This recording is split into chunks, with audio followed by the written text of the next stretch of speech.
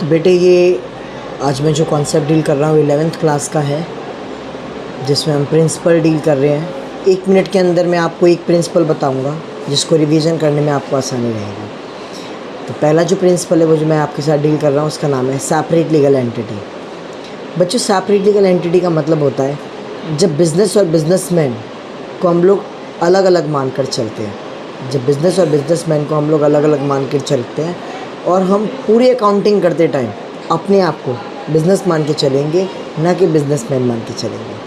तो इसी कॉन्सेप्ट को, इसी रूल को हम लोग क्या बोलते हैं? Separate legal entity. मतलब बिज़नेस की खुद की अपनी अलग कानूनी पहचान है। तो बिज़नेस उसको कोर्ट की नज़र में एक पर्सन माना गया है। जब हम किसी ह्यूमन बीइंग को पर्सन मानते हैं तो उसे नेचुरल पर्सन कहते हैं, और जब हम किसी नॉन ह्यूमन बीइंग को पर्सन मानते हैं तो उसे आर्टिफिशियल पर्सन कहते हैं। ह्यूमन बीइंग बच्चों माँ के पेट से जन्म लेता है, और जो नॉन ह्यूमन बीइंग होता है वो कानून के द्वारा क्रिएट किया जाता है।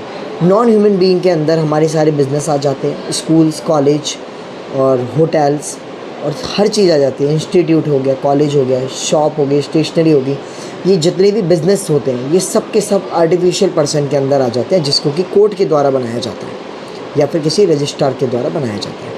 और जो नेचुरल पर्सन होता है, जैसे राम, श्याम, मोहन, सीता, गीता, मीता, ये माँ के पेट के द्वारा जन्म लेते हैं या फिर नेचुरल प्रोसेस के द्वारा पैदा होते हैं। तो 2 प्रकार के पर्सन होते हैं बच्चों, नेचुरल पर्सन और आर्टिफिशियल पर्सन। तो यहाँ पर बिज़नेस की अपनी खुद की अलग पहचान बनाई गई है और बिज़नेस को अलग माना गया है, जिसको आर्टिफिशियल पर्सन के अंदर कंसीडर किया जाता है। तो इसी चीज़ को हम लोग क्या बोलते हैं? Separate legal entity. क्रक्स में फिर से दोबारा बताना चाहूँगा, जब बिज़नेस और बिजनेसमैन को अलग अलग मानकर चलते हैं और अपने आप को बिज़नेस मान के हमें चलना है, इसी कॉन्सेप्ट को हम लोग क्या बोलते हैं? Separate legal entity.